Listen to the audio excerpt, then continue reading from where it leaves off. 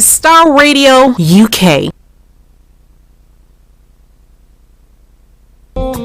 Hi everyone, it's your girl Bebe Clement, the author of How to Go from Employee to Entrepreneur and the host of your weekly business show, Bebe Means Business, the show where we discuss everything you ever wanted to know about business but you were afraid to ask. How do I start my business? How do I raise the finance? How do I grow my business? Where am I going to find my customers? Join me every Tuesday at 1:30 p.m. on Star Radio UK to get all the information and tips that you need to become a successful entrepreneur and become financially free. Remember, don't let life dictate to you. Rather, put your signature on life. Get ready for this. Hey! Good afternoon, ladies and gentlemen. Hey, it's your girl, Bebe Clement, and it's so nice of you to join me again on the Bebe Means Business Show.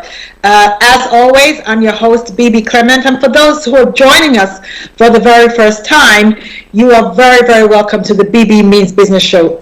On this show, we talk about anything and everything to do with business and entrepreneurship. And the whole aim is to educate you, give you information, tips, advice, have really dope guests on the show that can help you in your journey to becoming financially free and creating and building and protecting generational wealth. So once again, thank you for taking the time out to spend on the Bebe Means Business Show. It will be worth your while, I can assure you. I want to thank everybody who's tuned in over the last 2 weeks. I have been on holiday, and so we've had a couple of repeat shows. Last week we had a show that taught you how to build great teams, and this is really important. If you are serious about your business, at some point you're going to have to build a team. You can't do all the work yourself, so you're going to have to build a team. So today I have something slightly different, and that's because as you know, right now things are tough. The cost of living has gone through the roof, literally has just gone through the roof. I was checking just before the show September CPI, and the CPI for September is 9.9%. 9.9%, which is the highest it has been, I understand, in 40 years. Also, energy prices, as you well know, are going up. Property prices, we don't know what's going on with that. Governments are looking to put a cap on energy prices. They're trying to stem the flow, stem the tide of everything that's happening. And banks are running scared. We're being told that actually a time might come where you'll not be able to take your money out of the bank if they've given out too much money. So everything is up in the air at the moment, and so understandably so, and I think this is a good thing. A lot more people now are understanding or coming alive to the fact that they can no longer survive on a single source of income, and for most people that single source of income is a salary. Listen, I really don't know what else to say. I mean, I've been banging this drum for many years. But if with everything that's going on now, you still do not see the essence of developing your own income streams, and I don't know what else you need to see. I don't know what else needs to happen for you to prepare yourself. And as always, like I say, I'm not trying to scare you, but I am trying to prepare you. There are things coming, ladies and gentlemen, that you are not going to be able to survive. I'm not mincing my words. You are not going to be able to survive if you have a single source of income. So a lot more people are doing what they need to do to develop different sources of income. And there's a lot you can do. You can invest in the stock market. You can buy property. You can do all kinds of other things. But for the majority of people will turn to a small business. Even if they start that small business as a hobby or as a side hustle, they will mostly go into a small business. Now, I deal with a lot of entrepreneurs. As you know, I do a lot of stuff.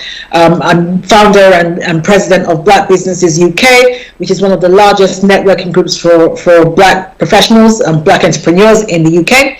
I do business mentoring and coaching. I run a weekly mastermind group for entrepreneurs. So I do all kinds of things with entrepreneurs, and I get to speak to entrepreneurs a lot. I engage with them a lot, and I get to discuss the struggles and the problems that they're having. So I also do, as you know, seminars and training and all that. and provide resources to them to make sure that they are doing well. But for as many people as are going to go into business, sadly, a large majority of those people are going to fail. And that's not a curse for those of you who are religious, and that's not a curse. That is just the sheer fact. Many of them are going to fail. In fact, when it comes to our community, the black community in the UK, we do have, sadly, one of the lowest success rates as regards longevity of businesses. The average black-owned business in the UK from conception to expiration is about 5 years. That means from the moment somebody says, you know what, I want to start a business, to actually putting it into place, running it, and then eventually dying is on average 5 years. So I've done a lot of research into this. Why are we failing so badly? What's happening?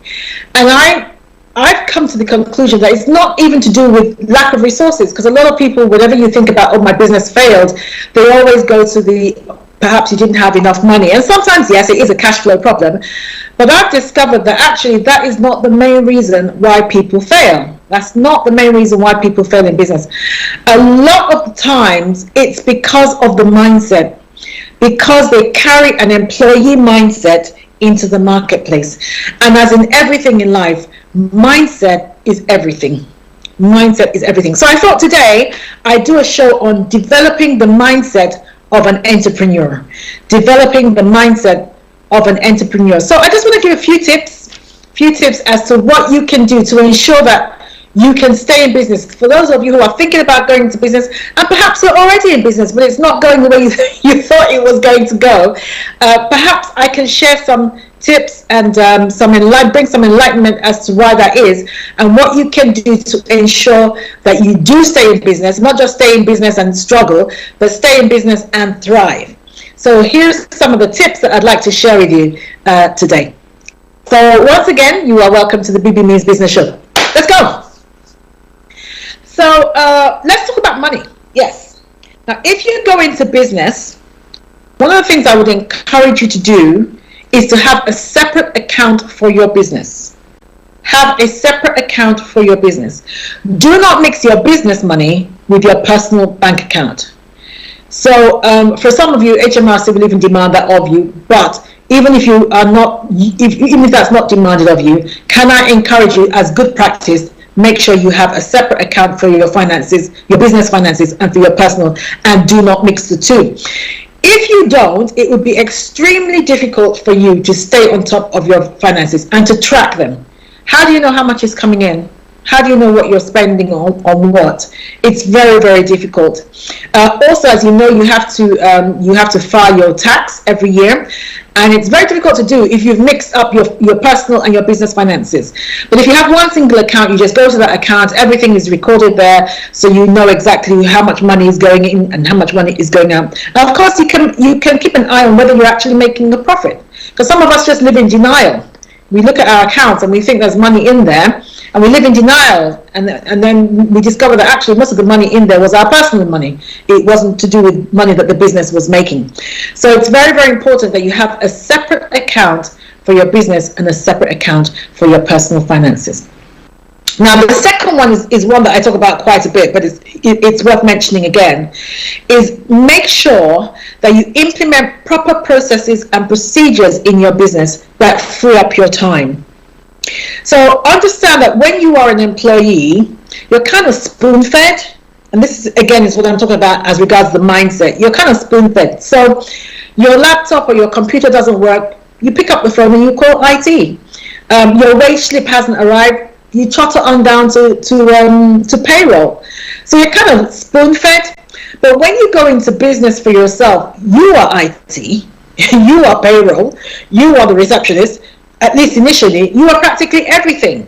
So it's very, very important that you keep your mind on the time. And I'm going to talk a little bit more about time in a minute, prioritizing your time. But even prior to that, it's important that you do not drown in the mundane stuff. And there's a huge tendency for that to happen when you go into business for yourself. So what you need to be thinking of is you are the captain of your ship. So think of your business like a ship. You are the captain of that ship, and your job is to strategize, is to steer that ship, to keep your eye on where that ship is going and how it's going to get there, and leave all the other mundane stuff to the ship hands. The cooking, leave that to the ship hands. The dealing with the passengers, leave that to the ship hands. So as much as possible, you must have practices and procedures in place that free up your time, and you need to start doing that as early as possible. I often say that people get so involved in working in the company that they don't have time to work on the company. And what I mean by that is that you are the strategic leader of your company, and you need time to be able to think. Strategizing needs time to happen, and if you are stuck on a daily basis dealing with mundane stuff, you will not have time. And the result of that, we see that often, the result of that is that your business will have stunted growth. And once you have stagnant and stunted growth, if you're not moving forward, you are moving backwards, and it's just a matter of time before your business dies.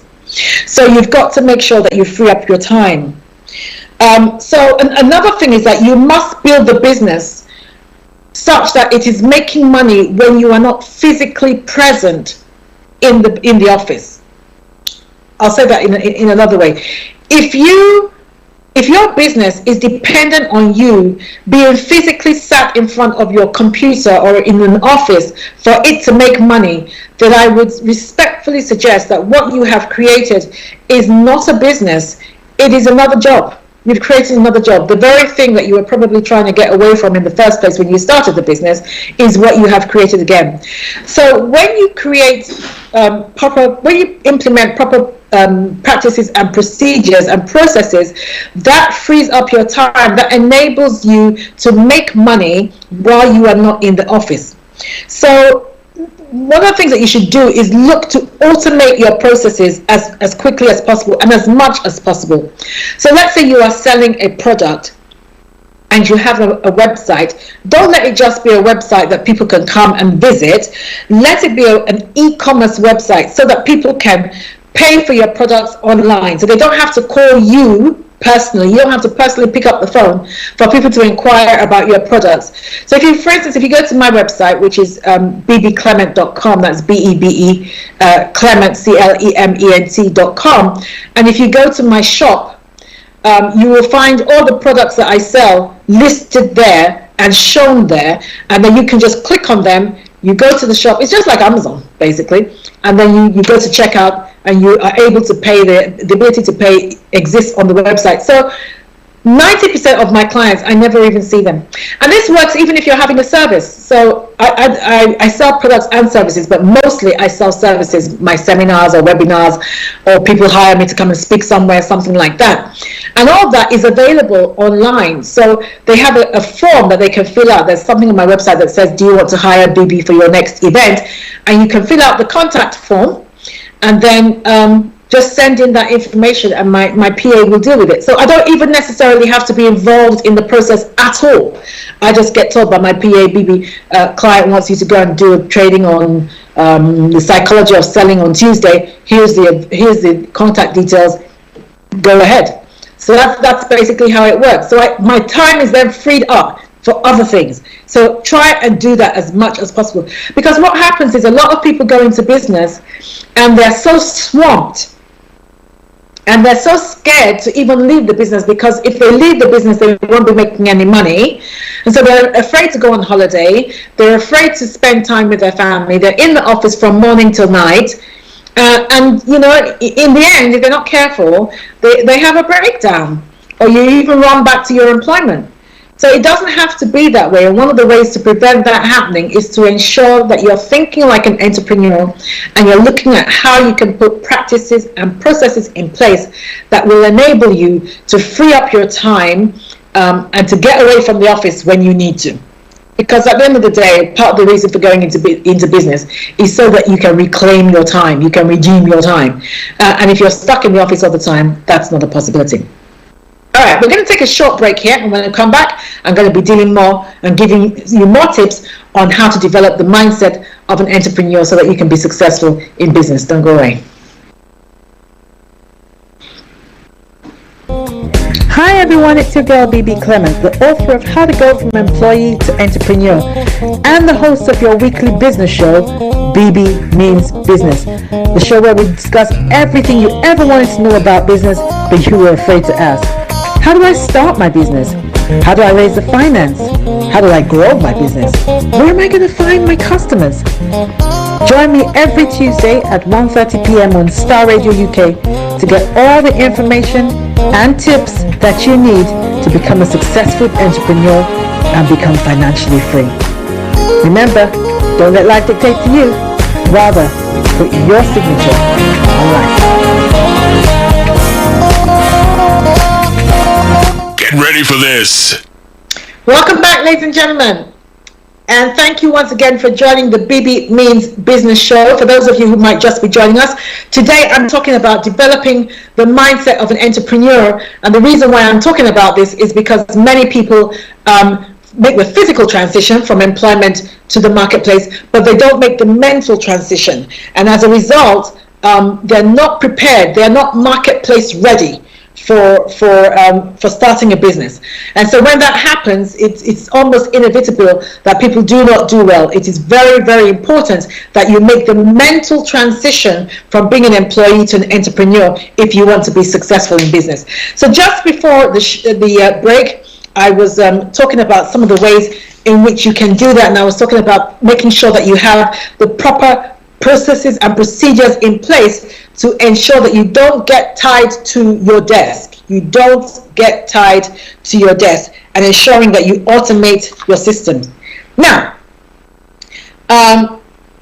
if you cannot hire full-time staff, and many people can't initially, but again, you must start thinking about that. You must start thinking beyond being a one-man band. Too many of our businesses are a one-man band, and it is almost impossible to survive like that. You must collaborate, you must go into partnerships, you must do all that. But one of the things that you must be thinking about is how to set up a team or get a group of employees. Again, this is part of your practices and your processes, because you can't do it all on your own. So if you can't afford, let's say, an administrator, if you can't afford a full-time administrator, then hire a virtual PA. You can hire them by the hour. So you can pay them by the hour, or use a serviced office who can take your messages for you. Anything to free up your time. Anything. So if you have a virtual PA or you have a service office, you don't have to personally be on the end of the phone in order to engage with clients, because again, that takes up too much of your time. Also, encourage clients to communicate with you via email as opposed to calling you. Because once you've got them on the line, then if they want to chat, they're going to keep chatting. There's not much you can do.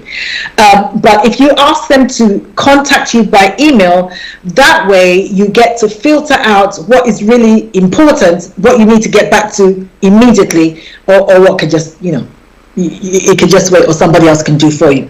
So that's one of the things that you can do. If you are looking for staff that you can pay as and when, two good sites to have a look at. One, people per hour, and Fiverr. Fiverr does things more like graphic design. You want to prepare something for marketing. They're probably better for things like that. But people per hour, good for PAs and stuff like that. You can find them on there, and they're not that expensive, to be honest. I think people think they're more expensive than they are. But again, one of the things, of course, that you do when you're an entrepreneur is you keep your eye on your cash flow. So you might not need to have a full-time employee. I don't know how much business you're doing, but you might not need to have a full-time employee. So you look to how you can keep your overhead low so that you can maximize your profit.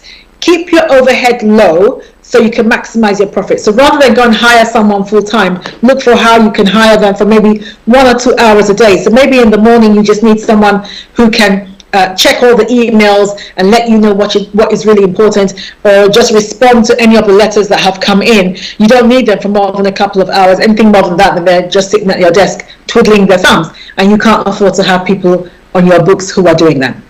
Okay, so that brings me to the important issue of time management. Now, I think that probably one of the things that really makes us do poorly in business is because we have poor time management skills, and we carry that into our business. Now, so for those of you who, as employees, you're always late to work, you never work to deadlines, that kind of thing, you are going to have huge problems when you begin to work for yourself, because these are the things that are vital as an entrepreneur. Very, very important. Now, a lot of your success hinges on this. So I would encourage you to do a practice that I do. So whenever I go to my desk, whenever I sit at my desk in the morning, the first thing I do is I make 3 columns, and I put those 3 columns. One of the headings is imperative, the second heading is very important, and the third heading is can wait. So that's imperative, very important, and can wait. And then I begin to list all the things that I need to do that day under those 3 headings. And then I start from imperative and work my way across. Now, the great thing about that is it's hardly ever a day that you get through everything that you need to do for that, or you've specified that you want to do for that day. Hardly ever occurs that way, because life gets in the way. A phone call that you thought was going to take 5 minutes will end up taking an hour. So, but the great thing about it is that even if you don't do everything you're supposed to, at least you will get through all of your imperatives, or at least the majority of your imperatives. But what most people do when they don't organize themselves in that manner is they what they call that phrase, they're putting out fires all day long. So the first thing that comes to them, they're dealing with that, and the first thing that comes to you might not even be that important. So maybe somebody gives you a call and they want to talk about something that you did for them a year ago, and blah blah blah, or give you an update of where they are in their business.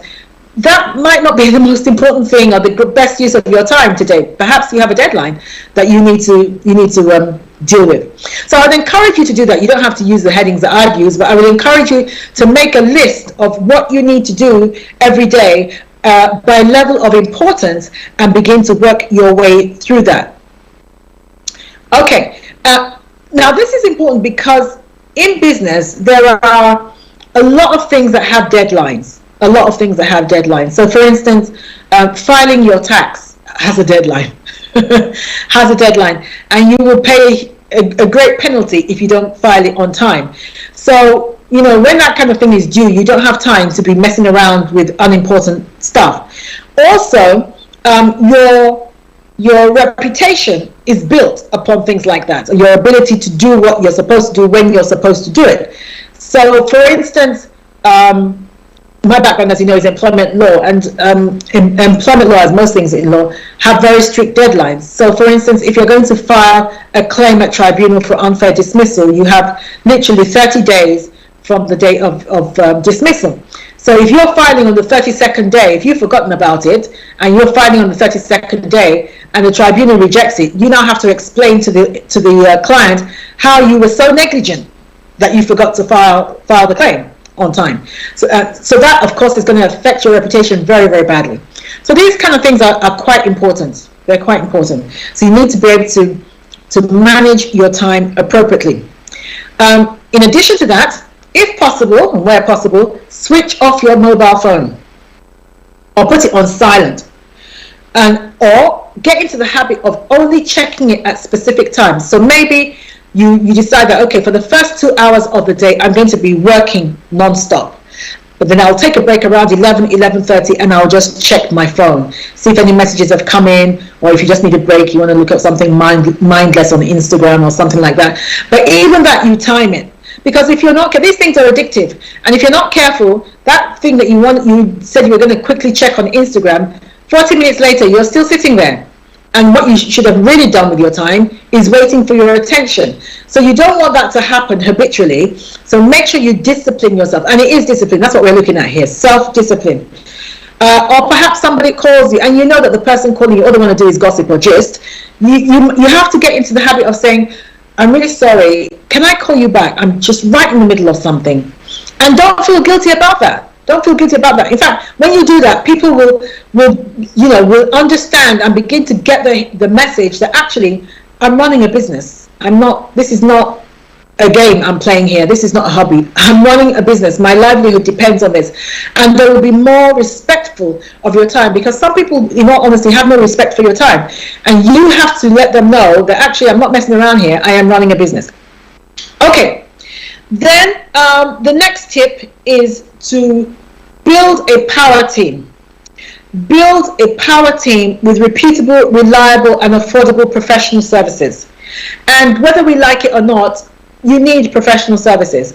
Now, again, in my community, we tend not to value professional services. And then when we get into trouble, as we sometimes do, we want them to work miracles. That doesn't work, because hardly any of them can.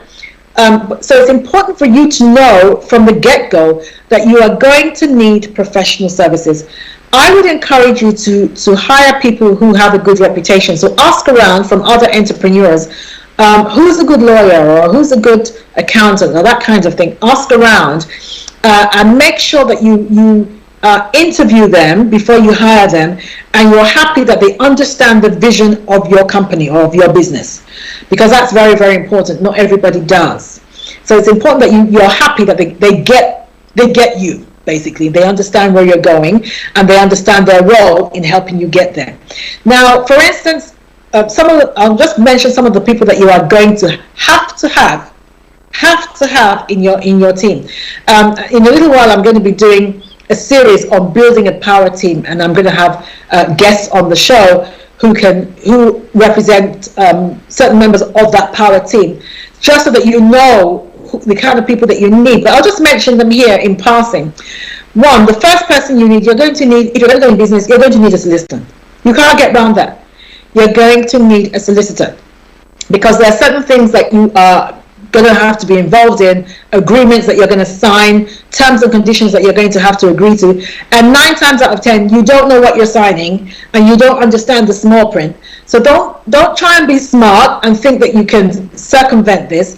Pay for a good solicitor. Now, when I say pay for a solicitor, again, if you're a business, then you don't go and hire an immigration solicitor. You hire somebody who understands business. And I'm going to use this opportunity to promote our company, AugustineClement.com. So that's www.augustineclement.com. Solicitors. Our law firm is designated to small business owners. So that's what we do. Commercial law. So whether you use us or not, please don't go and hire someone who does employment law alone, or does immigration, or has no idea about business, because you will run into trouble. So again, I would ask around if I was you, because reputation is quite important. And like I said, have an interview with them and ensure that they understand your vision.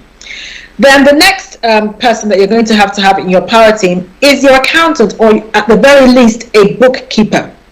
You must have someone who is keeping an eye on the money, and oftentimes you can't. And sometimes, even when you are keeping an eye on the money, you are not clear on what the figures are showing you.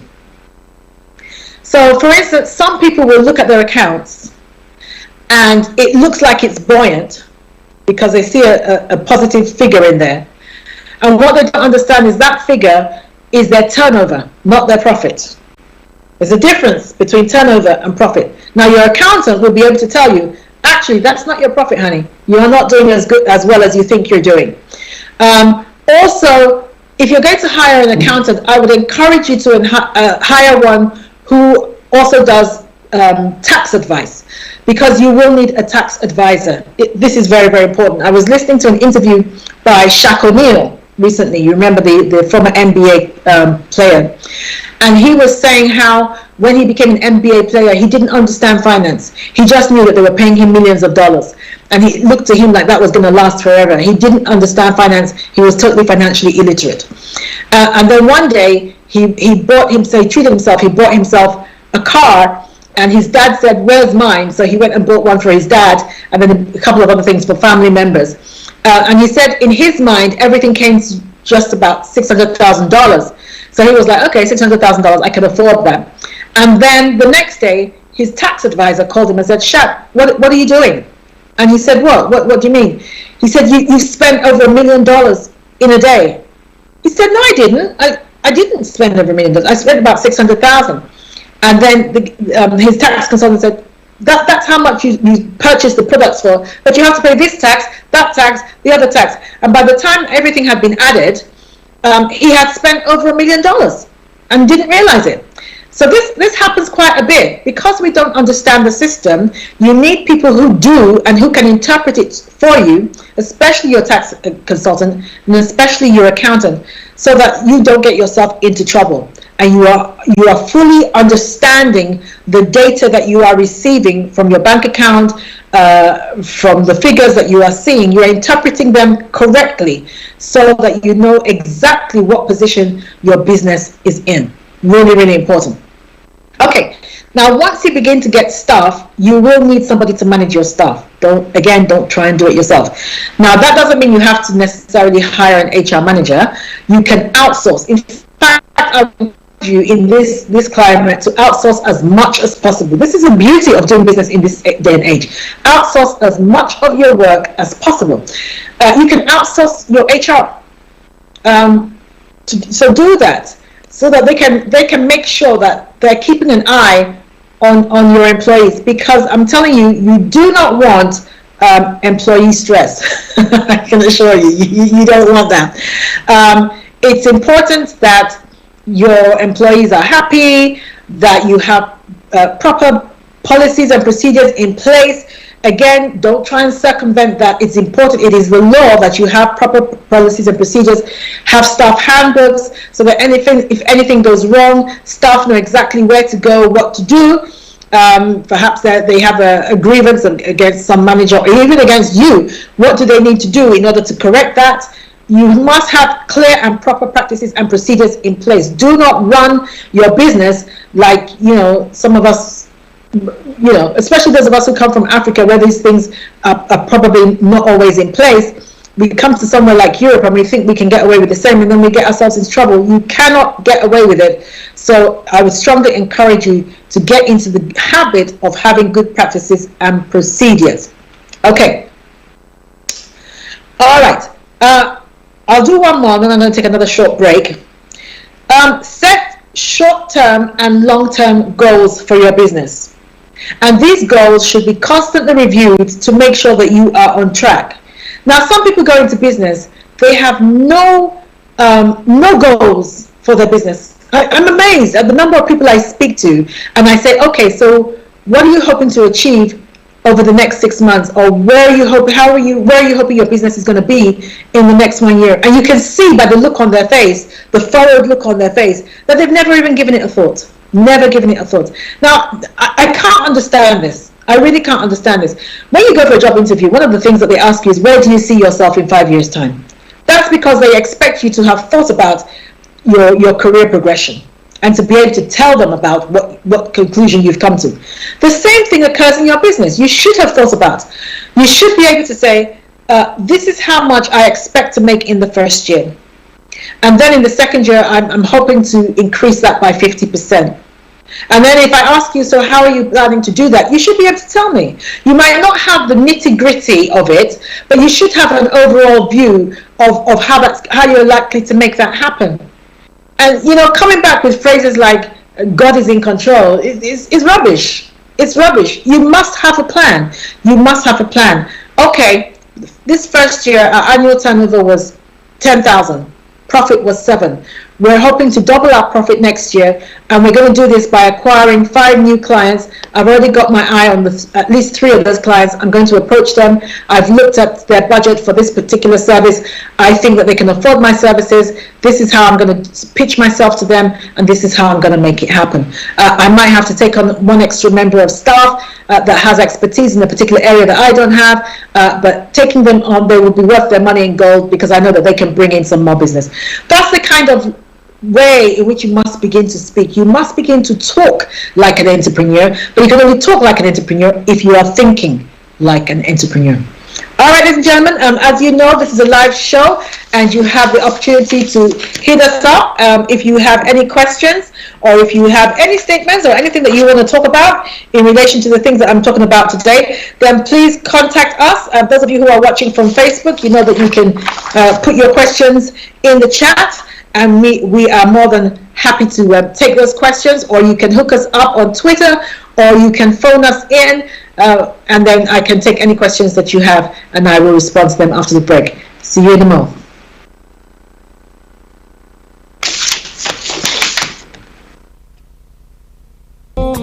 Hi everyone, it's your girl Bebe Clement, the author of How to Go from Employee to Entrepreneur and the host of your weekly business show, Bebe Means Business, the show where we discuss everything you ever wanted to know about business but you were afraid to ask. How do I start my business? How do I raise the finance? How do I grow my business? Where am I going to find my customers? Join me every Tuesday at 1:30 p.m. on Star Radio UK to get all the information and tips that you need to become a successful entrepreneur and become financially free. Remember, don't let life dictate to you. Rather, put your signature on life. Get ready for this. Welcome back, ladies and gentlemen, to the Bebe Means Business Show. As you know, I'm your host, Bebe Clement, and today I'm talking about developing the mindset of an entrepreneur, because it's really important that if you're going to go into business, you are mindset ready to do just that. Because if you're not, it is very, very difficult. It would be very, very difficult for you to be successful in business. So my aim today is to get you ready. And for those of you who are already in business and are struggling, hopefully some of the tips that I'm sharing today will help you to improve and make the experience a lot more enjoyable. Okay, so just before the break, oh yes, by the way, if you look on the right hand side of your screen, you will see that you can now advertise on the Bebe Means Business Show. You can sponsor the Bebe Means Business Show. So if you would like to do that, please give us a call or send us an email. The details of how to do that are on that flyer. Yeah, if you want to promote your business, this is a great platform with which to do it. We are global, particularly if you are in the West and you're trying to get into places like Africa. We have a strong following in Africa, so this is a great, reputable platform within which to do that. Okay, back to the show. We are talking, as I said, about developing the mindset of an entrepreneur. And just before the break, I was talking about having a growth strategy. Now, one of the things that I would encourage you to do is write down your business goals. Write them down. Like the Bible says, write the vision and make it plain so that those who read it can run with it. Write down your business goals and your strategy for growth for coming years or for coming months, both short term and long term. I have actually written down my goals, both business and personal, for the next 10 years. So I would encourage you to do the same. You may not hit all of them, that doesn't matter, but at least you are aiming at something. Your aim is more likely to be correct rather than you're firing here, there, and everywhere and not hitting anything in business. So make sure that you write them down, review them periodically. So it might be, okay, every other month, I sit down and I review my goals. And again, one of the people that I would encourage you to have in your power team is a business advisor or a business mentor. Now, you might be lucky to have somebody that you don't have to pay, that is just, happy to help you or hold your hand through the whole process. But it might be that you have to pay somebody. Don't shy away from that. These kind of people, they're worth their weight in gold. So make sure you have somebody who understands your terrain and can advise you. Now, if you do have such a person and you've written down your goals, then review your goals with that person every so often. So maybe every 3 months you have lunch with them and you review your goals. Now, one of the great things about doing that is because, when you're running a business, it's like your baby. And it's like when somebody says to you, your son should be reading, your son is 6 now, your son should be reading by now. You get very defensive because this is your baby, it's a part of you. And you say, oh, well, maybe he doesn't have to read at the same age or stage as everybody else. He might just be taking a little longer. There's nothing wrong with him.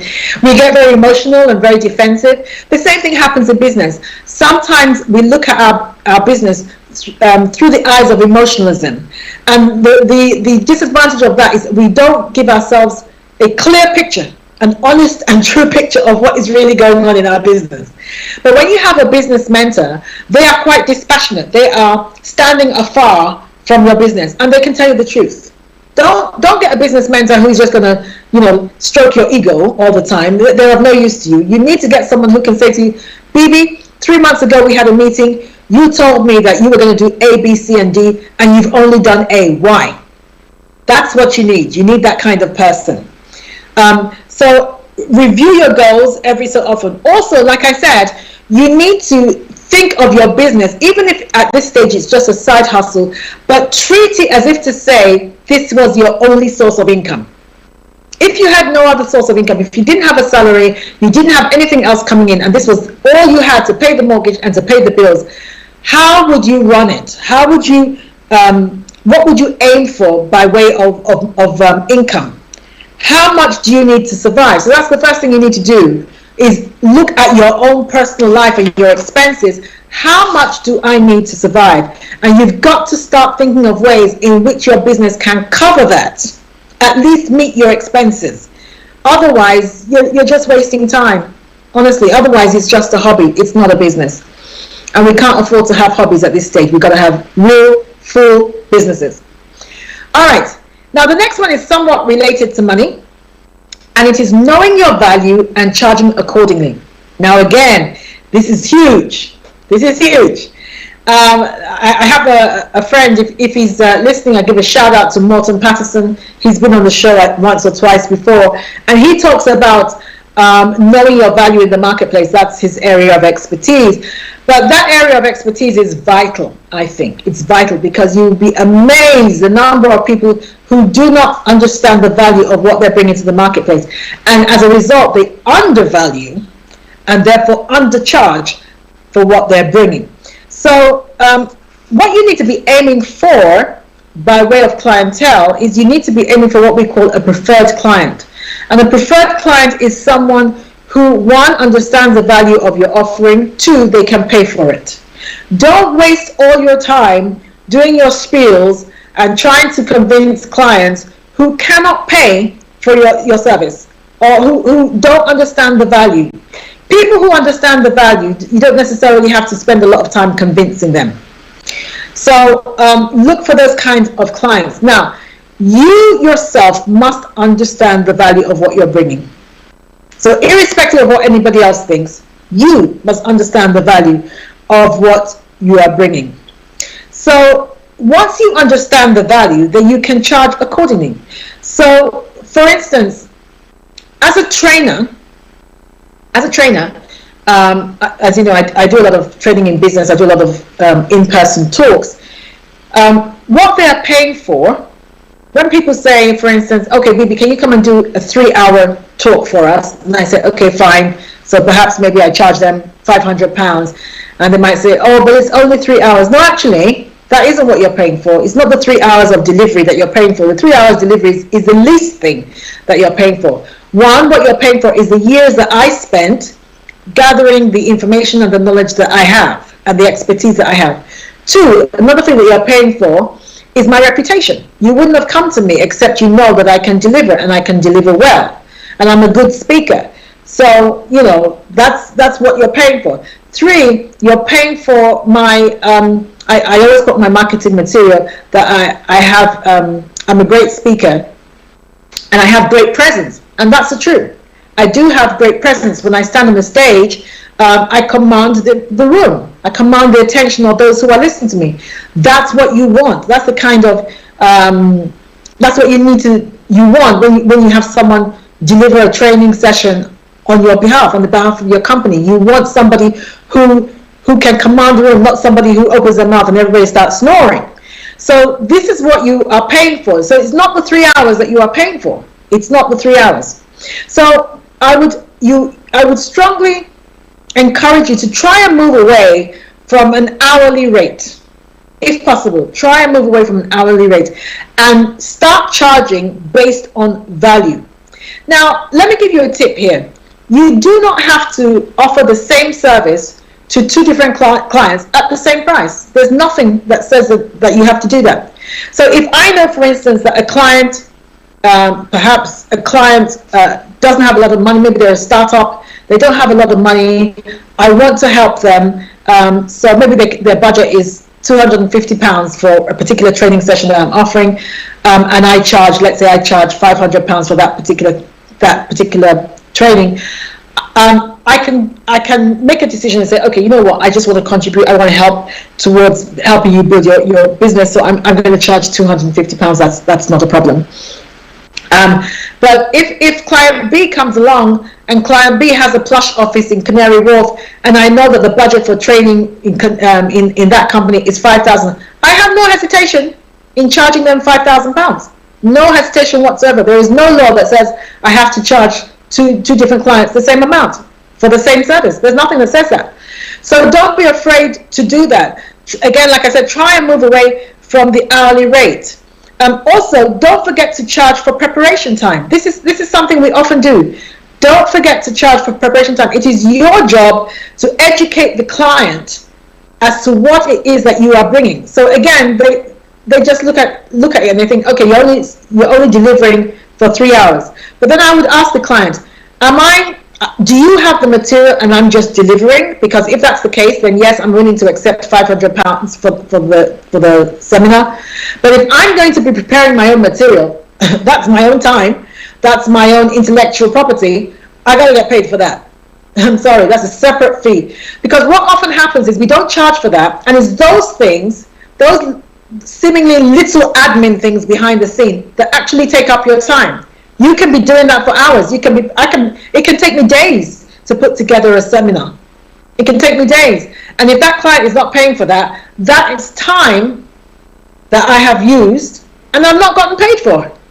So these are the things that you need to educate your client about if need be. And sometimes a client will say, for instance, like the example I just gave, and I said, okay, yes, I'll deliver the seminar, but since you don't have your seminar material and I'm putting it together, I'm going to charge a separate fee of £500 for that. And they might say, oh, Bebe, then altogether it's going to be outside our budget. And I said, that's fine, not a problem. I have a colleague that I can recommend. She doesn't charge as much as I do. I can recommend her to you. 9 times out of 10, when you say something like that, they think that the colleague that you're going to recommend is not as good as you. If they're not charging as much as you, then they're not as good as you. Again, this is all mindset. A lot to do with selling is psychology. And so they say, no, okay, baby, let's see if we can stretch it, that kind of thing. So, but yeah, again, you should also try and remove yourself emotionally from your fees. If they agree to pay, fine. If they don't agree to pay, fine. What you don't want is to do what I used to do when I first of all started out, is to fold at the slightest amount of pressure. Oh, baby, we can't afford £500. Can you please take 3? And because I was so desperate for the work, and I'm thinking, oh, maybe if I say 300, they will hire me again. It doesn't necessarily work out that way. And you've devalued yourself. It's now almost impossible for the next time they hire you, for you to now say, well, actually, I charge 500 because you agreed to 3. So it's really, really important that you don't devalue yourself in the marketplace. Okay. So now this leads me to building your reputation. Building your reputation. Now, when you're starting out, everyone has to pay their dues, ladies and gentlemen. Everyone. I can't tell you the number of free seminars or free talks that I did. And that's because nobody knew who I was. And so having me come and speak was a bit of a gamble on their part. So I had to pay my dues, and you will too. There'll be some things you'll have to do for free. There are some things you'll have to give extra. There'll be some products you'll have to give away, that kind of thing. But don't let that deter you. You are selling and you're building. Because while you're doing that, you are building your reputation. You're building your reputation. But now that I have a good reputation, and I've established myself in my space as a great communicator, then I can now charge accordingly. Because my reputation is also part of what they're paying for. So when they say they're going to have an event and they put me on their flyer as part of the guest speakers, and people who know me have heard me speak will say, ooh, Bebe's coming to speak. I can't tell you the number of events I've turned up, and I've met complete strangers who will say, oh, Bebe, I came because I heard you were speaking, which is always, such an honor, by the way, to hear people say that.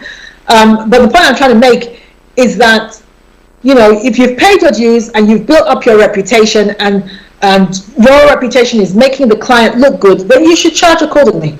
You should charge accordingly. Another thing is under promise and over deliver. Under promise and over deliver, not the other way around. Many of us, when we go into business, because we're so desperate again for the work, we tell them we can do A, we can do B, we can do C, and everything like that. And then when it comes time to deliver, you are overwhelmed, totally overwhelmed, and you're not able to do it. Now, when you do that, again, remember that you are building a reputation. When you do that, that affects your reputation. And so you don't want to be doing that. Under promise and over deliver. So an example of that would be, if I've told a client that their work is going to be ready by Friday, I'll deliver it to them by Friday. I will make sure, I'll make a mental note in my head that by Wednesday morning it will be on their desk. All right. So inevitably, I'll get a phone call and say, "Oh, baby, that thing arrived this morning. Oh, thank you. I wasn't expecting it until Friday afternoon." And you say, "Yes, I knew that you needed it, so I prioritized it." They love that. Clients love that. So under promise and over deliver. Now, another thing about being in business is that you must develop business acumen. You must develop business acumen.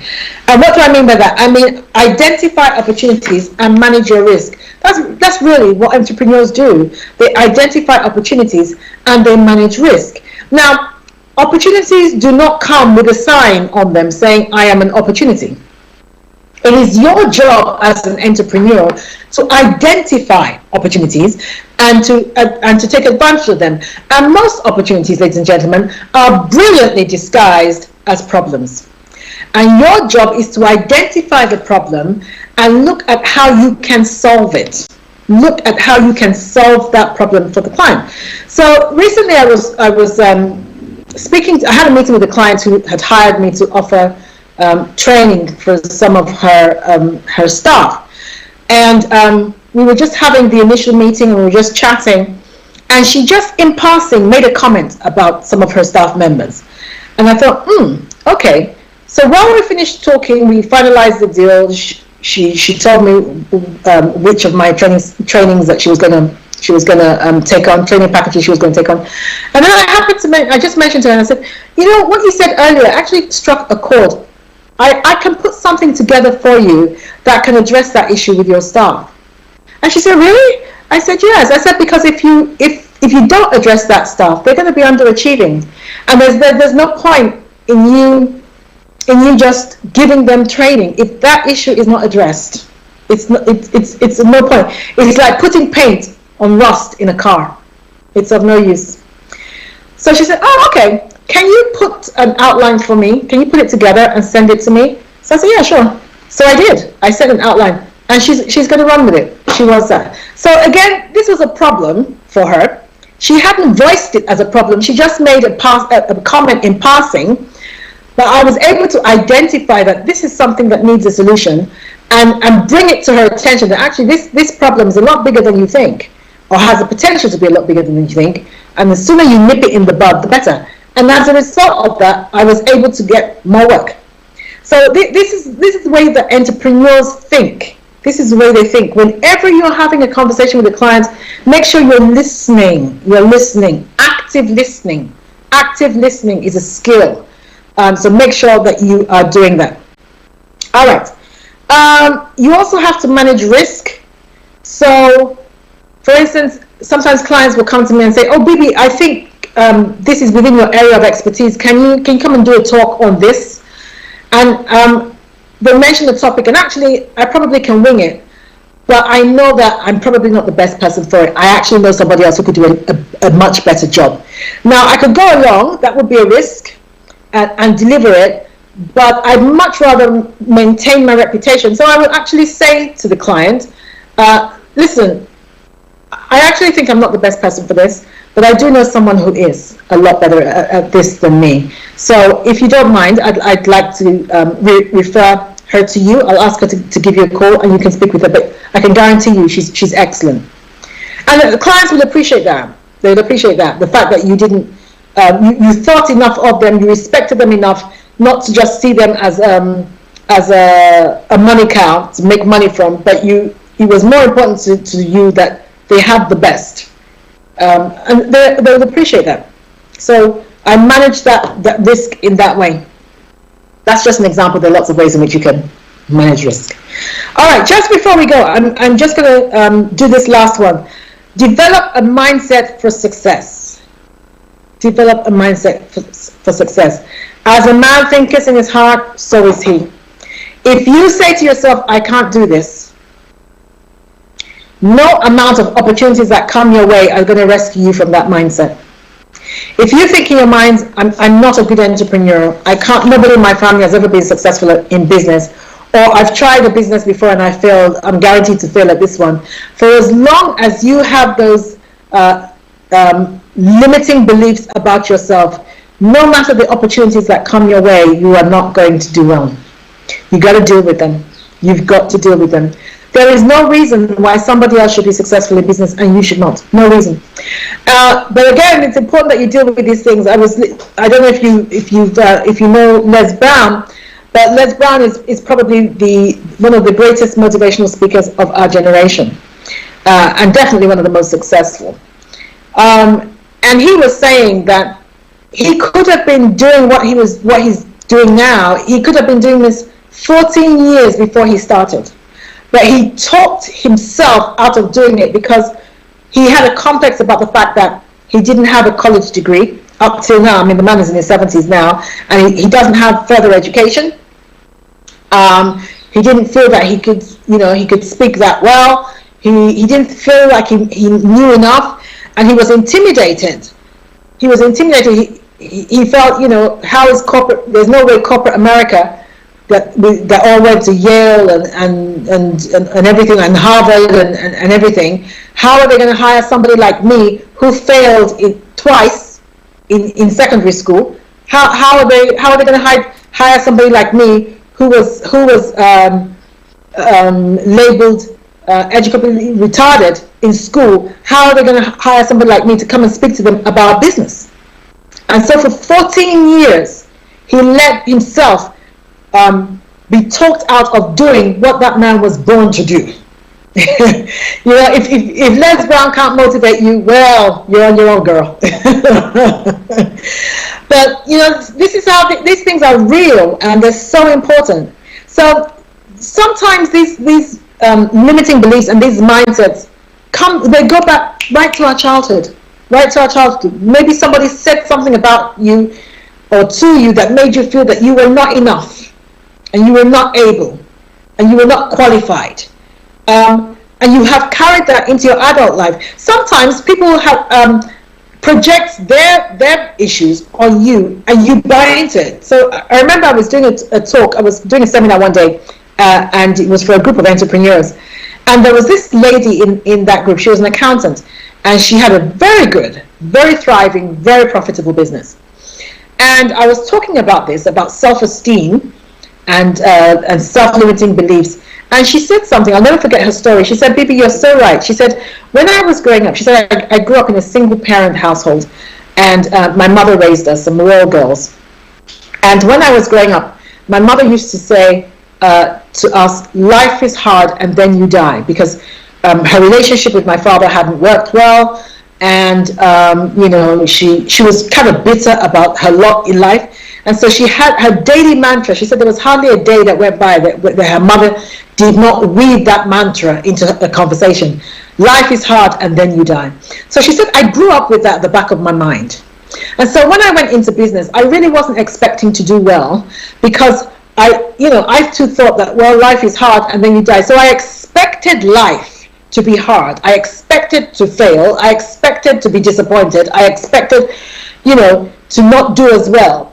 And so even when success began to come, I didn't know what to do with it. I didn't know how to handle it. I didn't know how to take advantage of it because of what her mother had projected upon her. So these things seem like they're subtle, but I can assure you these are the things, more than anything else, that limit our success in business.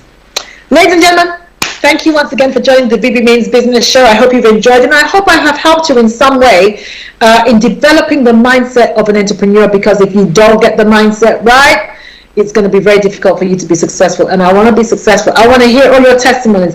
I want to hear everything that's happening in your business. So drop me a line sometime. Drop me an email. Let me know what's going down in your business. Let me know if the program has helped you in any way. We want to hear about it so that I can shout about it and let everybody know that the Bebe Means Business Show is part of your success story. Ladies and gentlemen, have a great week. Stay safe and well. And as I always say, don't let life dictate to you. Rather, put your signature on life. Bye-bye. Hi everyone, it's your girl Bebe Clement, the author of How to Go from Employee to Entrepreneur and the host of your weekly business show, Bebe Means Business, the show where we discuss everything you ever wanted to know about business but you were afraid to ask. How do I start my business? How do I raise the finance? How do I grow my business? Where am I going to find my customers? Join me every Tuesday at 1:30 p.m. on Star Radio UK to get all the information and tips that you need to become a successful entrepreneur and become financially free. Remember, don't let life dictate to you. Rather, put your signature on life.